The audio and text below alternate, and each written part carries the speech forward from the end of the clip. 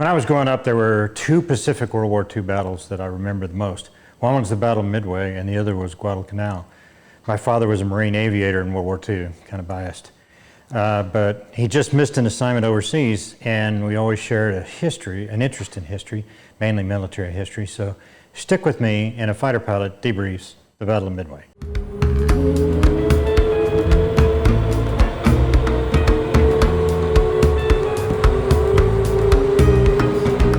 Hey, I'm Scott Perdue, and today on Flywire, I want to do a hot wash of the American morning strike on the Japanese carriers at Midway. Just so you know, I started out as a Marine enlisted man, and I worked my way through college, earning a degree in physics, and then I went to the Air Force, where I flew F-4s and F-15Es. My last job was in the Air Force, was training new pilots and was to fly the Strike Eagle. I love that airplane, still do. I spent my career in the Air Force flying fighters, reading military history, studying doctrine, strategy, and tactics. And besides flying, war has always had been a large part of my life. My master's work was in military history, and my thesis was on a specific bit of the air war and the ETO. Maybe I'll do a video on that, I don't know. I was able to research several of my papers back then, using primary documents at the British National Archives in Kew Gardens. It was fun to actually see stuff that was original. From this perspective, it's from this perspective that I want to dig into this battle and debrief the offensive operation on the morning of June 4th, 1942. I've read a lot of books and I've seen every movie on Midway, and so much of the American perspective on that battle is tainted by the fact that we won. And for many years, little research was done to actually flesh out what really happened. What American scholarship there is was largely based on the account of the battle published by Fuchida, who was there aboard the Akagi. Frankly, it was a self-serving narrative if I've ever seen one. In the last 20 years, some serious historians have dug into the primary records and produced amazing insights into the battle. The foremost of these is John Parshall and Anthony Tully with Shattered Sword. Truly excellent work using Japanese sources and documents. John Lundstrom is another serious historian of the era, and I'm actually going to look at several other battles from the early days of the Pacific War and later videos from his books. I'm going to leave a link to their books down below on Amazon so you can read this excellent history as well. I really recommend it. Before we get started on this complex battle, though, we need to know some stuff. We need some background context to fill out what happened on the what and why of this battle. First, the setup. Every country and their military operate in similar and disparate ways. One similar way is the mindset of the people in the military experience forming the institution, which is different for every country. It's very much a reflection of the people of the country. Two is the grand strategy, and tactics. Every country and their military follows these precepts, whether they realize it or not. So let's take a look at the battle setup from that perspective. Of course, having 80 years of perspective as I sit here is better essay than anyone had at the time, so let's use it. First of all, grand strategy. The Japanese grand strategy was to knock the U.S. out of the war as quickly as possible and force them to accept a quid pro quo of the new Japanese empire. This was essentially Yamamoto's strategy, and he forced it on the Japanese military. They wanted to secure their expansion of the empire, and neutralizing America was a basic requirement. The U.S. grand strategy at this point of the war was basically on the back foot. But the Doolittle Raid on Tokyo, from a military standpoint, was ineffective. Doolittle lost all his planes with no result, and he knew that when he was on the ground in China. What he didn't know, and the U.S. leadership did not realize, was the effect on morale for the Americans and their allies. It was a dramatic success. Even more so when we look at the impact on the Japanese. There had not been a successful attack by an enemy on the Japanese homeland in many, many decades, and the raid itself ripped up the charade that they were impervious to attack, and the Japanese started a vigorous program to stop any and all perceived threats, changed their approach. Japanese strategy. Yamamoto believed that with no carriers, the U.S. Navy would be neutered in the Pacific, perhaps even destroying the public will to fight and forcing the U.S. to seek a political resolution to end the war. Yamamoto had been planning to force the carriers into a decisive battle, and he had bullied his way to get the plan approved in early April. The Imperial Army opposed that plan and was maneuvering to kill it when the Doolittle Raid on Tokyo occurred on April 18th, and basically that attack gave Yamamoto the political capital to strangle any opposition to achieve his goal of destroying the U.S. carriers at Midway. One thing you've got to realize, and that is the Japanese military was offensively minded. I say that with offense in capitals. I have to stress that. They believed that extreme violence and aggression would bring about a decisive battle and end conflict in one decisive blow. The mindset affected the Army and the Navy and informed everything they did, how they planned, how they equipped, how they organized, and trained their forces. I think it is hard for Americans to realize even today what this mindset would mean. Definitely it was in the beginning of the war. The entire population of Japan was focused on one goal, and in short, it meant that the war would be an exercise in attrition, in the extreme. Individual life was only important in furthering the goals of the empire. Yamamoto's plan was to invade Midway Island, which is actually two very small islands about 1,300 miles from Hawaii, and the Japanese Army refused to contribute troops, so naval troops would make the landing. The reality is that even if successful, there was no way that Japan could hold Midway long term. And the Army commanders probably realized that any troops that they sent there would be never be seen again. So Yamamoto predicted that the U.S. could not accept a Japanese presence on Midway and would send their carriers to fight. Yamamoto's operational planners figured that the U.S. would not be able to effectively respond to the invasion for many days, and that time would allow the Japanese combined fleet to set the battlefield to their maximum advantage. A decisive engagement where the Japanese battleships would sink the U.S. fleet in a night engagement. They devised a very complex course of action that involved an invasion of the Aleutian Islands in Alaska before the attack on Midway began. This was actually not part of Yamamoto's plan, but it was the price he had to pay in order to have the Operation MI, the Midway operation, approved.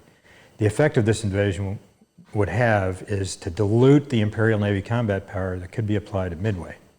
The taking of Midway would set the stage for the Japanese main force to destroy the Americans when they responded. It involved 5 separate task forces operating in radio silence. What could go wrong? U.S. strategy. Primary aspect of U.S. strategy was to protect Hawaii and keep Australia in the war, preserving options for future action because the U.S. wasn't quite ready for full-scale war. The U.S. Navy had committed their carriers to the South Pacific to prevent Japanese encroachment on the sea lane supplying Australia. The Battle of Coral Sea had just taken place less than a month before. It was essentially a draw with losses on both sides. From the American perspective, they had won because they had stopped the invasion of Papua New Guinea and sunk a Japanese carrier. The cost was the Lexington sunk and the Yorktown damaged. Admiral King, who's the CNO in Washington, D.C., had taken personal control of the U.S. Navy in the South Pacific, and Australia was his top priority. He committed the Enterprise to the South Pacific by direct order. And by this time, the U.S. codebreakers had penetrated the Japanese Navy codes and fleshed out the combined fleet's plans on Midway. They couldn't read every message. In fact, the best they could do was roughly 10 to 30% of any message, but that was enough.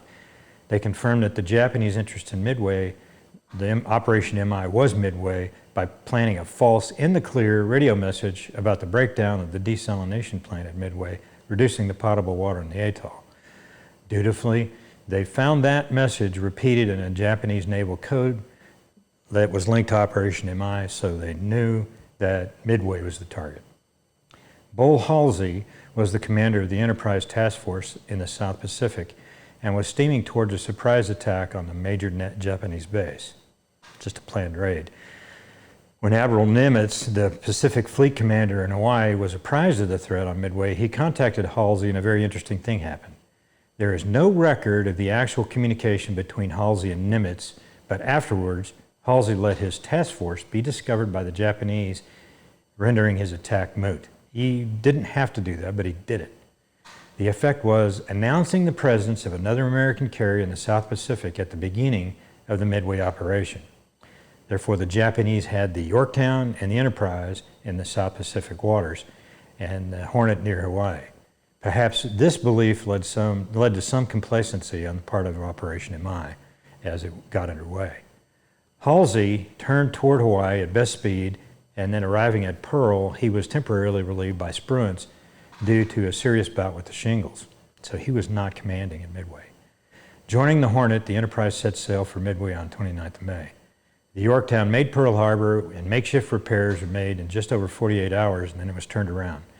The aviators of the Saratoga, who had been languishing in Hawaii while the Saratoga was being repaired in San Diego, were training the best they could while ashore at Pearl Harbor, waiting for an assignment.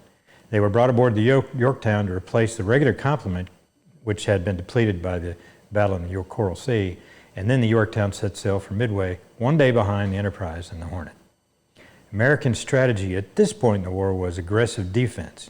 Outnumbered and outmaneuvered up to this point in the war, their primary objective was to preserve combat power and inflict maximum damage on the enemy when they could afford the risk. Nimitz and Halsey firmly believed that the U.S. Navy could prevail if they could gain the initiative. Knowledge of the Japanese naval codes and the coming Operation MI at Midway gave the Americans a significant advantage. I'm not going to go into great detail on the code and everything about it in this video. Suffice it to say that at the beginning of June 1942, 3 carrier task forces, 2 American and 1 Japanese, were converging on a little atoll in the Central Pacific called Midway. The coming battle would essentially be between equal forces, 4 Japanese carriers and 3 American carriers, roughly the same number of airplanes, so timing would be everything, and surprise. Let's talk about tactics. You can't really do that without looking at the operational aspect and how they did it at each force. The Japanese had overwhelming superiority in numbers of ships compared to the Americans, but their complex attack plan had split the force. Part of it was sent to invade the Alaskan island chain. The Midway invasion force was coming from the southeast, covered by protected ships. The main force was the battleships of Admiral Yamamoto himself, trailing some 600 miles behind the mobile force, comprised of the 4 carriers and their support vessels. That's what they call the Kido Butai, the mobile force. The mobile force was comprised of 2 carrier divisions of 2 carriers each. 2 were out of action. The other division that was out of action after the Coral Sea. They operated in a loose formation fairly close to each other in order to concentrate their combat aircraft in powerful strike group attacks. 6 months into the war, they were the best trained and experienced naval force on the planet, bar none. The main tenet of their employment plan was to mass their forces for decisive airstrikes, and frankly, they were very good at it. For Operation MI, the plan was to strike Midway with half their force for the first strike, retaining half for defensive operations against the U.S. Navy if required, or a second strike against Midway if needed. The important thing to remember is that the Kido Butai was well-versed in operating as a unified force of combining dive bombers, level bombers, torpedo bombers, and an excellent fighter cover. The U.S. Navy was comprised of 3 carriers, individually organized into single task forces. The Hornet and the Enterprise operated together as one task force, but 2 sub-task forces. They planned on operating as individual forces and had no training in massing forces and operating together. They would employ in rough coordination with each other, but that was about it. There were some combat veterans aboard the Enterprise, and the Yorktown was well experienced. However, the Hornet was untested. U.S. Navy tactics were primitive at this point in the war, and each squadron had little experience operating together against a defended target, much less operating together as a squadron. Each U.S. carrier had 1 squadron of about 27 F-4F fighters tasked with both escort and defense of the task force. SBD bombers filled out the ranks of the scout squadrons as well as the dive bombers. Obsolete TBD torpedo bombers filled out the offensive capabilities, and each squadron had practiced individually and some as a squadron, but there was little experience operating as a combined group. I also need to have a quick word on doctrine. The staff guys in any military codify operational tactics into doctrine, and that's a written description of how to accomplish a task, how we're going to do it. Be it a search pattern or an attack on enemy carriers with multiple strike groups. The Japanese had a very defined doctrine, and one could say they rigidly applied it. The Americans, on the other hand, had a very loose approach to doctrine, and I think you could say that most of the actual crews, the crew dogs, had no idea that a doctrinal plan even existed. When things didn't work, they figured out new ways to do it. This is good in some ways, and it's really bad in others. For the first 6 to 9 months of the war, this approach had been really bad for the Americans. I don't want to go into much detail on the search doctrine that the Japanese used to look for the enemy. Suffice it to say that it was very, very detailed, and if executed, the Japanese probably would have detected at least one, if not two, of the American carriers fairly easily. But with a smaller search plan and mistakes were made, things happen. In the event, they missed the Americans completely. Only finding them mid-morning, well after the main thrust of the American attack was airborne and on the way. I would ascribe this failure to the preconceived notion that they already knew, the Japanese already knew, what the Americans were going to do, and they would not accept any alternative. For the Americans, the carriers ran a search, the Yorktown did, but they depended overall on the Midway forces to locate the Japanese. A Navy PBY from Midway located the Japanese strike force early in the day, and that was good and bad. The good part is that it triggered attacks on the Kido Butai, the first to come from Midway itself. The bad part is that the exact location of the strike force was not clearly transmitted to the U.S. carriers, and this confusion generated significant problems that reverberated throughout the morning. Enough of this background and setup. I'm pretty much only going to concentrate on the air actions during the battle, the morning of the battle. I'm going to highlight Japanese operations where they apply, but what I want to do is go into detail on the U.S. air action. We're going to debrief this fight, as if it was a red flag guerrilla engagement. There's so much happening that we must use a larger perspective to describe the fight and gauge its effectiveness. So let's get to it. We're going to talk about the attack sequentially in time. At 3:50 in the morning, Midway launches Marine Wildcats for combat air patrol above the island, and 22 Navy PBYs to search for the invasion force in Kido Butai. 15 U.S. Army B-17s take off to attack the invasion force and that was discovered the previous day. But they were ready to switch to the Kido Butai if they were found. At 4:30 in the morning, the Kido Butai launched 108 aircraft to strike Midway. That left them with just over half strength to defend itself if the U.S. Navy was discovered around Midway. At 5 in the morning, a U.S. Navy PBY spots the Kido Butai and reported two carriers 34 minutes later. Why it took so long, I'm not sure. A second PBY spots the Japanese and reports two carriers at 5:52. The reported positions weren't accurate and didn't agree, and that's the problem here. At 6 in the morning, Midway launches every available aircraft so they're not on the ground when they get attacked. At 6:07, Admiral Fletcher, who was in overall fleet command aboard the Yorktown, orders Spruance, who commanded the Enterprise and the Hornet together, to proceed southwesterly and attack enemy carriers as soon as definitely located. So the Enterprise and the Hornet were set up to launch at 7 in the morning. At 6:20 in the morning, the Japanese strike hits Midway, encountering stiffer resistance than they expected. After reorganizing after the attack to head back to the Kido Butai, the leader requests a second strike to neutralize Midway over the radio about 0700. Here's a side note. The Japanese adhered to the tenet of war that concentrates their force into the largest mass they could. They operated carriers in loose formation within sight of each other to concentrate their offensive power and then share fighters for the cap to protect the fleet for defense. The American carriers were dispersed to minimize losses, which worked for much of the day, and in that the Japanese did not know how many U.S. carriers there were or where they were. But this organization did not allow massing a coordinated strike, and self-defense caps were problematic for the U.S. fleet. At 7 in the morning, Hornet began launching their strike group. First off the deck were 10 escort F-4Fs. That's a bad thing. Then 34 SBD dive bombers. Then the second deck load had the torpedo bombers. And the launch went smoothly, and they were all off by 7:42. At 7:06, the Enterprise began launching their strike group in the first deck load of 33 SBDs, the second deck load of 10 F-4Fs.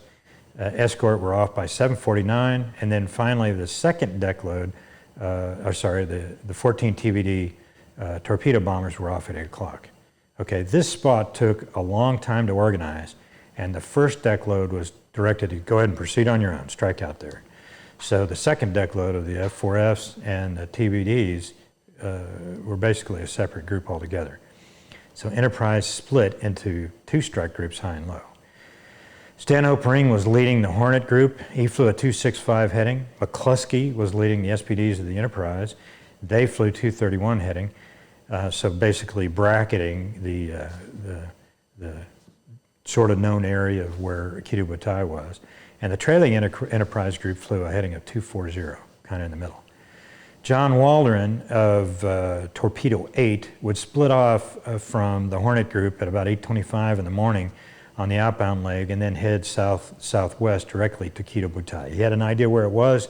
He tried to talk to Ring on the radio, got no response, and went ahead. And then when they actually made contact, he tried to contact Ring again. Some people in the SBDs heard it, but he was not acknowledged. The total U.S. strike force was 116 planes.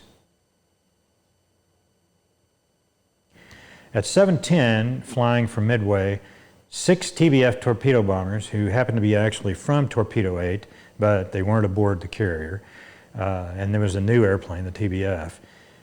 They attacked from the north, and 4 Army B-26s attacked the Kido Butai from the south, pretty much at the same time. And it's pretty clear that they were unaware of each other. One B-26 bored through everything thrown at it and headed right for the Akagi. It narrowly missed the bridge and Nagumo himself, and after this, Nagumo decided to switch the reserves to ground attack weapons, launch that second strike to silence Midway. At 7:30, the Tone Search reports that there are U.S. Navy ships, but it did not announce carriers. So it's debatable whether Nagumo countermanded that rearming order now or just a few minutes later. So the box score from the first Midway strike is TBF's 5 losses, 2 possible hit on CVs, 0 hits. B-26, 2 losses, no hits, no claims. At 7:58-ish, a flight of 27 Marine SBDs from Midway attacked, followed by another B-17 flight attack. And then the USS Nautilus was there and sprayed a few torpedoes around, didn't get a hit. At 8:20, another wave of Marine SB-2Us attacks the fleet, and so that kept them busy in a big bracket amount of time. The net effect of these waves of attacks was that the only operations in all 4 carriers was to cycle the cap fighters. So SBD losses were 8. They claimed 3 hits on 1 CV.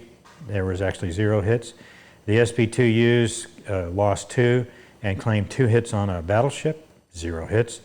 The B-17 had 0 losses, and they were pretty high altitude, and the fighters couldn't catch them. They claimed 4 hits on 2 CVs, but actually got 0 hits. At 08:35, the Kido Butai begins landing the Midway strike. Short on gas and many with battle damage, they had been holding away from the melee when the SBDs, the B-17s, and the SB-2Us were attacking sequentially. And they ended up finishing recovery operations about 09:15. And coincidentally, during this time, the 906, the Yorktown launches their strike group with 35 planes, 6 F-4Fs, 17 dive bombers, and 12 torpedo bombers as a coordinated strike group, and they proceed towards Kido Butai, heading 240. At 9:18, Torpedo 8 attacks Kido Butai. All but 1 aircraft are shot down on the way in, and the last one was Ensign Tex Gay. He attacked the Soryu, dropping his torpedo at about 800 yards. And then Gay crashed on the other side of Soryu, and then watched the rest of the battle from the water. Some occasionally hiding his head so people wouldn't shoot him when he was in the water. It happened. Fighting 6, with its 10 F-4Fs, had shadowed Torpedo 8 at 22,000 feet, but then they lost sight when they got into the area with the fleet. So they just circled on the east side of the flight, waiting for the bombing 8, the dive bombers from Hornet to show up until they ran low on gas, and they departed at 10. Didn't engage the enemy. The Japanese saw them and really didn't react, and F-4s went back to F-4S went back to the fleet, back to the U.S. fleet.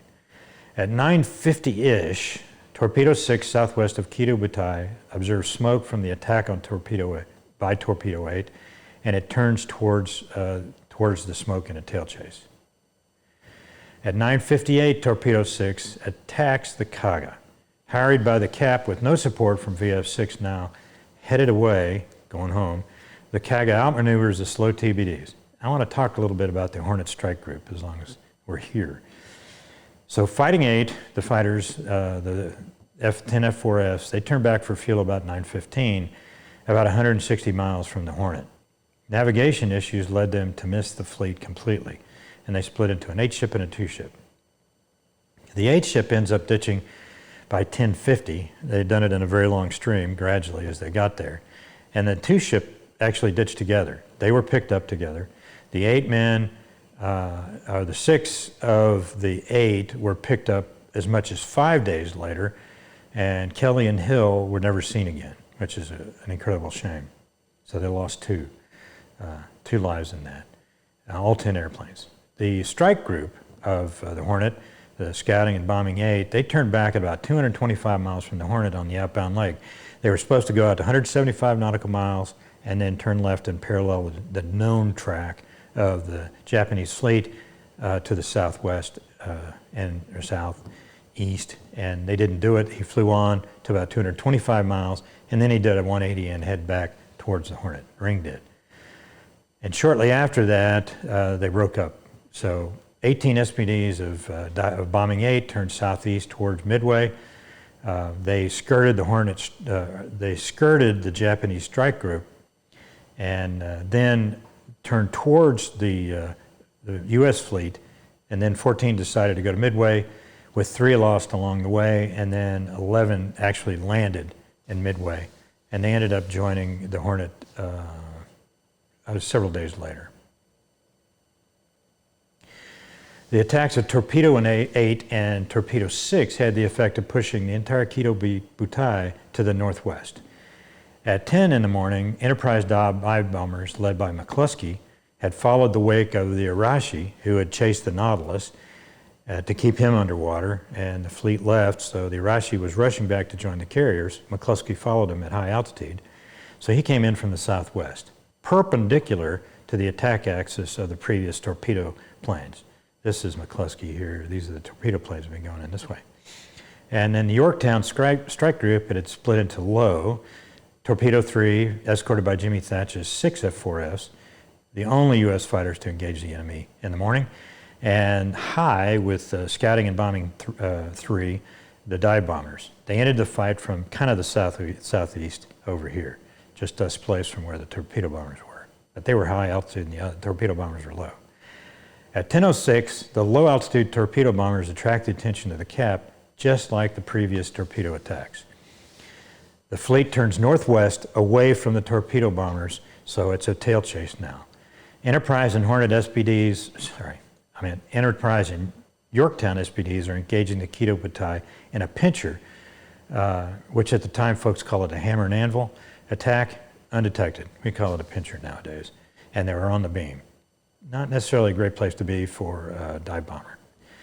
The Japanese cap committed on the Torpedo 3 attack on Hiryu, following the pattern of the last 2 attacks, because that's what they've been seeing, low altitude fight, that's what they did. Side note here is the Kido Butai did not have radar to search for incoming threats. They used a screen of destroyers in an outer ring to detect inbound enemy, and then they would shoot their guns toward the formation to attract the attention of the cap. Then the cap, who did not use radio, and each flight operated independently, the Japanese torpedo bomber was the most lethal threat that they had, and therefore the fighters believed that the American torpedo bomber was the biggest threat to the carriers, so they had to get rid of them. Jimmy Thatch's F-4F fighters, which he had in close air escort to Torpedo 3, and then above and behind, he had 4. They stood in the way of the cap Japanese Zeros attacking Torpedo 3.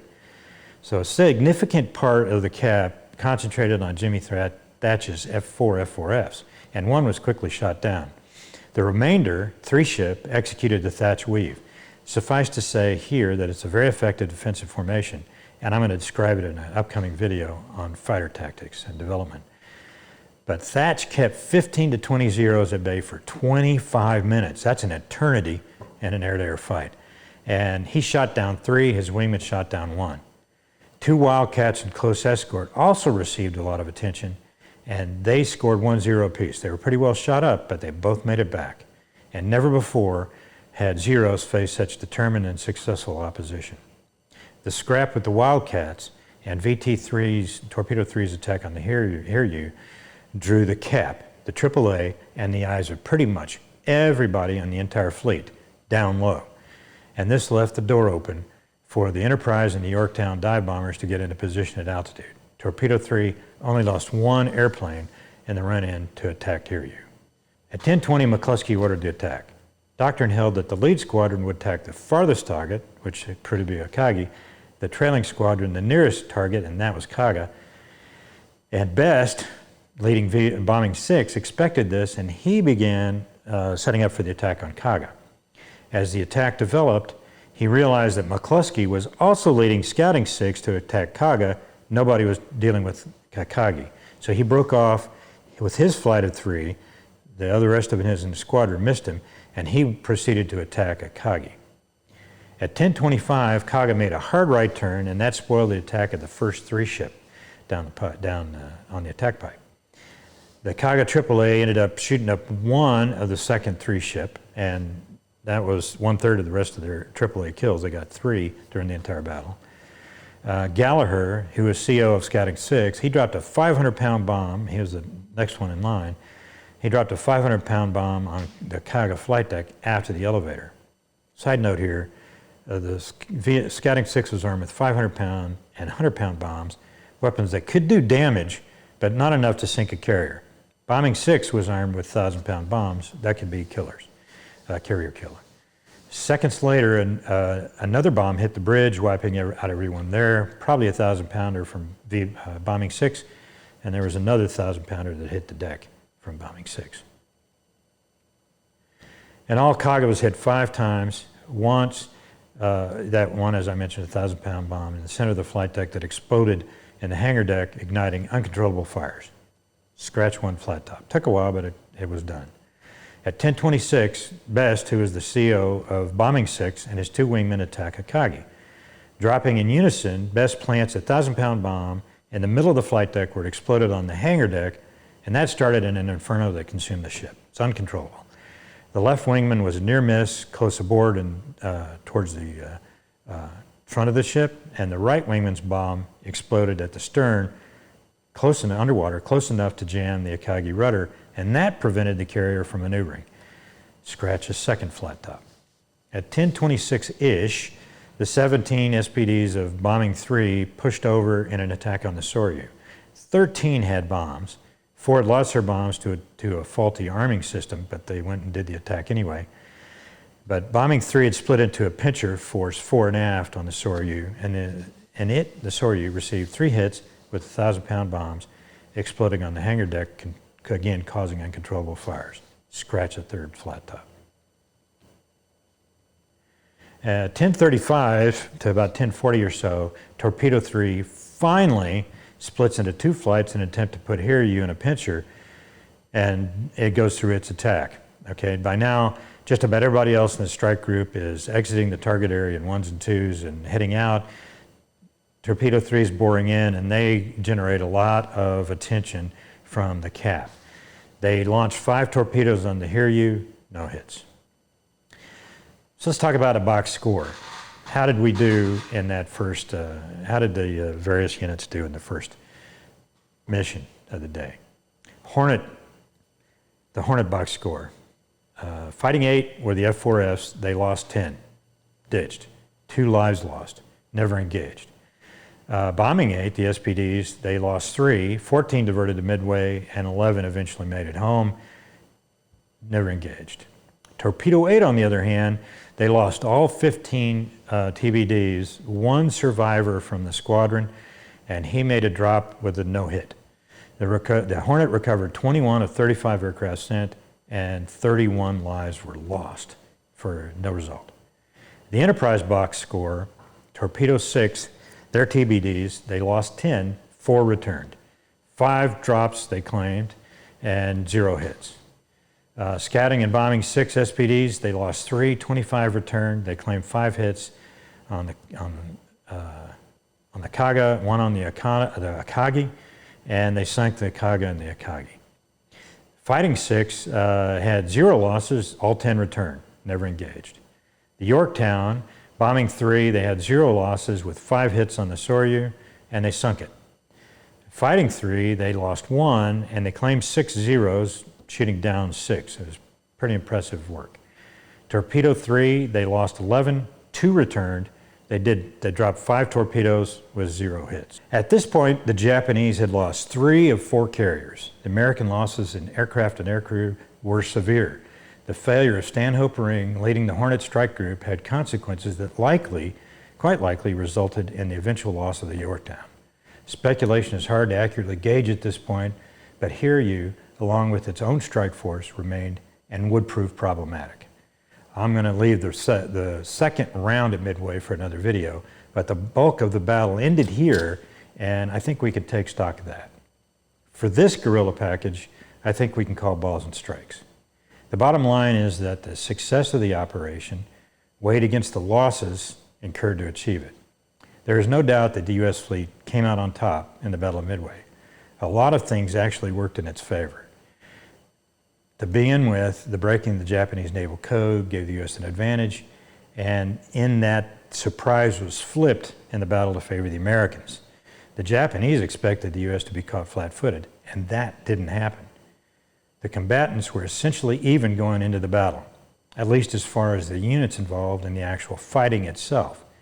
What is more important to the U.S. is that it came out on parity with Japan in the Pacific as a whole after the battle. The Japanese no longer held absolute numerical superiority, and 4 of their 6 large deck carrier forces were destroyed, and it would take some time to rebuild manning for the remaining 2 carriers. The Japanese had lost the initiative. Back to strategy. To steal a quote from Winston Churchill, the Battle of Midway was the end of the beginning for the Pacific War. After this point, the U.S. would gain the initiative and start a fight where it wanted to, and not react to the maneuvers of the Japanese. It could dictate where the battle was going to be and what it was going to be. Operationally, I'm going to hazard an observation and say that Midway was actually a close-run thing. I know it doesn't look like it from the results, but in reality, success swung on a couple of critical events and people that made this battle happen. For the first 6 months of the war in World War II in the Pacific, the U.S. was playing catch-up and not doing particularly well at it. The U.S. Navy had fighting spirit, and in the end, it barely turned the tide. I find fault with the senior staff at Pearl Harbor as well as the carrier task forces themselves. This catch-up philosophy led the U.S. command to husband their carrier strength and commit them piecemeal. They believed that each carrier and its support vessels would work better, meaning it would be less exposed to the enemy, as an independent task force, only roughly coordinating operations and attacks. Because this was the pre-war employment tactic, they didn't hold any war games to figure out if their assumptions were true. If they had, they would have exposed the weaknesses that were expressed at Midway between independent operations of the 3 carrier task forces. No serious attention seems to have been paid to even practicing strike group operations to mass combat power with even a single carrier air group. The only one that did it well was Yorktown. Much less work out details and procedures for operating 2 or more carriers and air groups together. This was a failure in leadership and a serious lack of training for the air crews, and they needed that to make it happen. You need that muscle memory. The net result was they made it up as they went along, and real combat losses were the result. Tactically, coordination between the Enterprise and the Hornet and the Yorktown was next to non-existent. This was an unforced error that cost the U.S. dearly. It is my opinion that a coordinated attack between the Enterprise and the Hornet would probably have sunk all 4 Kido Butai carriers with lower U.S. losses. In the end, luck played a part in the success of the U.S. Navy. Midway was a player in the battle, the airfield, in that it essentially served as a 4th American carrier, launching strikes and absorbing the attention of the Japanese and serving as a base. Since the U.S. had not practiced strike launches and the task force coordination, it wasn't even considered. Task force coordination itself wasn't even considered. The Hornet Air Group launched a coordinated strike that split apart in disastrous ways. The Yorktown, the only combat experienced group, launched a coordinated strike group that was effective and arrived at a crucial point in the battle. Throwing assets at the battle piecemeal had an interesting effect, and one, frankly, that could not have been planned, in my opinion. Midway came first to the party with an attack at 0710, and essentially for the next 3.5 hours, Kido Butai was reeling between reacting to very small unit attacks, recovering its Midway strike group, and the launch and recovery of Cap fighters. They did nothing else, and that tied up all their attention during the critical phase of the battle. It took time to find the Japanese fleet due to the poor reconnaissance reports of the PBYs at the beginning of the battle. Feeding units in one at a time kept the Kido Butai busy and distracted, and this proved to be a key factor in the battle. The near continuous torpedo planes attacks played into the weaknesses of the Japanese fleet's self-defense organization, eventually causing a complete breakdown in lookout and command and control. This led directly to the Enterprise and the Yorktown dive bombers being undetected until they began their attacks on the opposite ends of the Japanese formation on the carriers they picked out as targets. The attacks on Kaga and Soryu worked out, with Kaga pulling too much of the attention of the Enterprise dive bombers. But I'll note that the VS weapons squadron, Scouting 6 weapons were not up to the task of sinking American aircraft carriers, so it was a good thing that some of the Bombing 6 aircraft were there to drop 1,000-pound bombs on Kaga.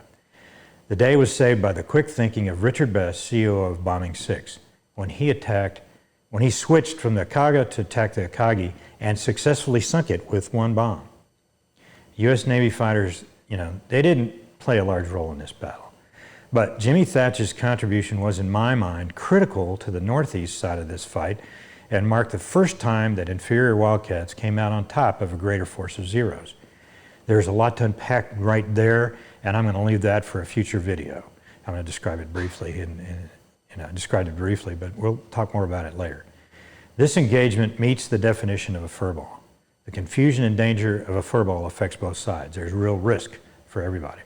The Japanese came out as losers on the 4th of June 1942, but if not for a few breaks the Americans' way, triggered by Dick Best and John Waldron, prime examples, the Japanese might have won.